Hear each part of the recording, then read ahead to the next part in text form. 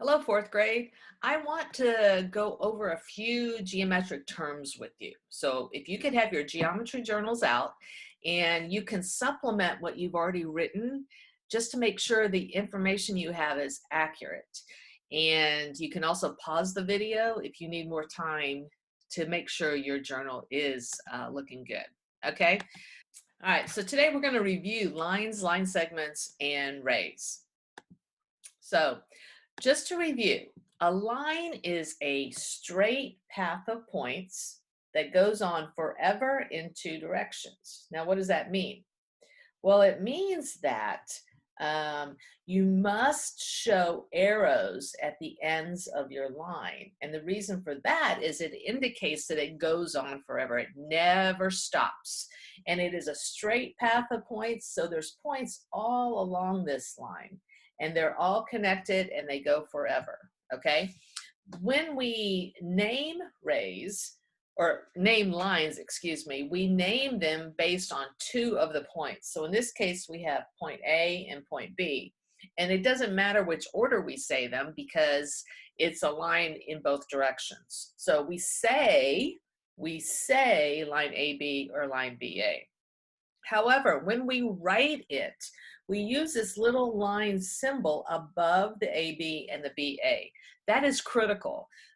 If you just put AB, I don't know what you're talking about. It's like when you just put 4 as the answer to a word problem. If you don't put feet, I don't know you mean feet. So if you mean like AB, you have to put the line symbol above the AB, okay?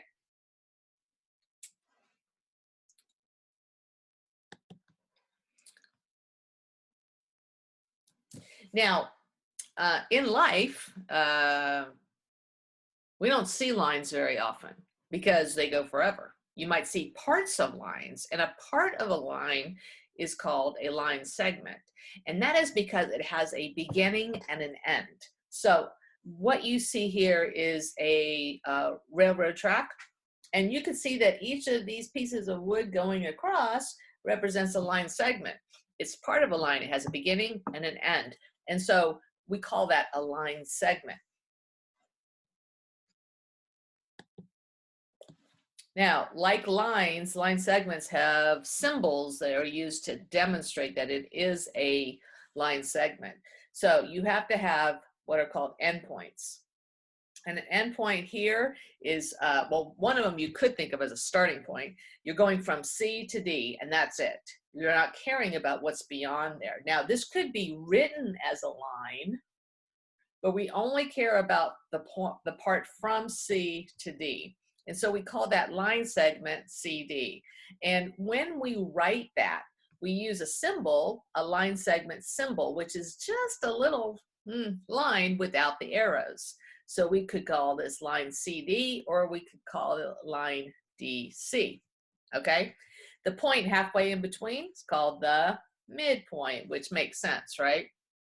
So if you don't have that written in your notes, now would be a good time to pause and add it to your notes. All right, so the word ray is one that I like this image because it's a kind of a reminder that a ray is kind of like a sun ray, right? The sun is up here and it's casting light in one direction only. So it has a starting point, which they actually call an end point, which I think is crazy.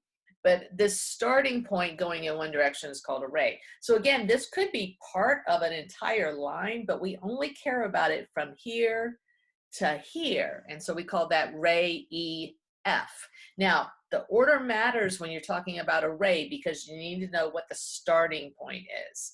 So the symbol for a ray is like a little miniature ray.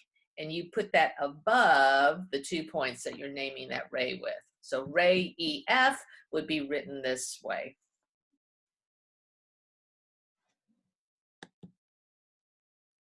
All right, so now, you can see lines and line segments in nature all the time. So let's look for some line segments. Remember, we're saying that a line segment is a part of a line. So here that is like a point, and here's another point, and in between them would be a line segment. From here to here would be a line segment. You could even argue from here to here is a line segment. From here to here is a line segment. Lots of different places that you can see this geometric feature.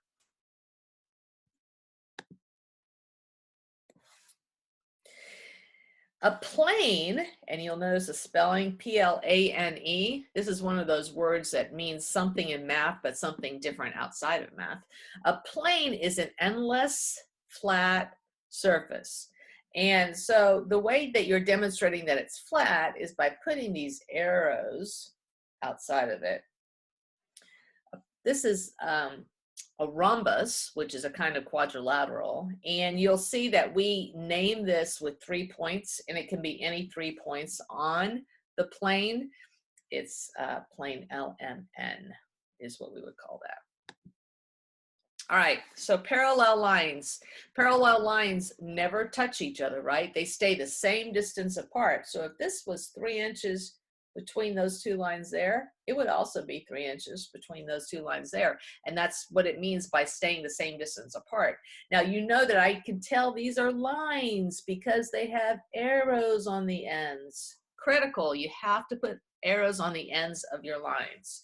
Now, when we want to refer to these lines, we could refer to them as line AC. That would be this line. And then this would be line BD. And the symbol for parallel looks like an 11, but kind of bigger than you would write your 11. So it's this symbol here. Makes this kind of like a sentence. It says, line AC is parallel to line BD. That is how you would read that statement.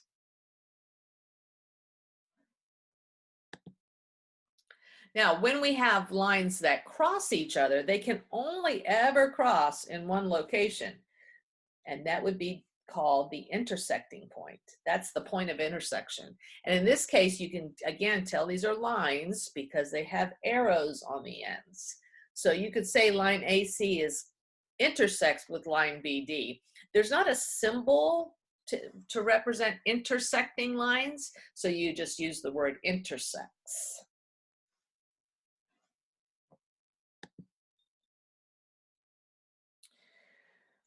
So now perpendicular lines, oh, and these do not have arrows, so I'm going to add them right now. Although we could have perpendicular line segments. So let's just do that. Let's call this perpendicular, oops, we're going to do that. We're going to call this perpendicular line segments.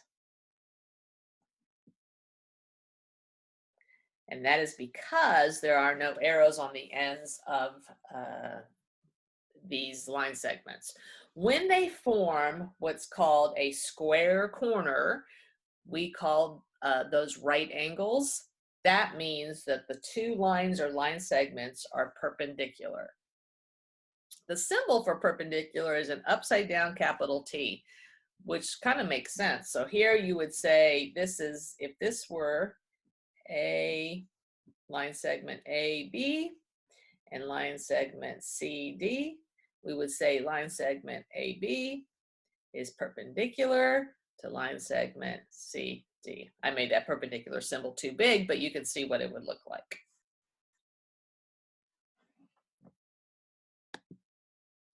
So now look at this image. What do you notice? What do you see? Well, I'll tell you what I see. I see parallel lines here. I see perpendicular things happening here. This post is perpendicular to the floor, although the angle makes it look kind of funny.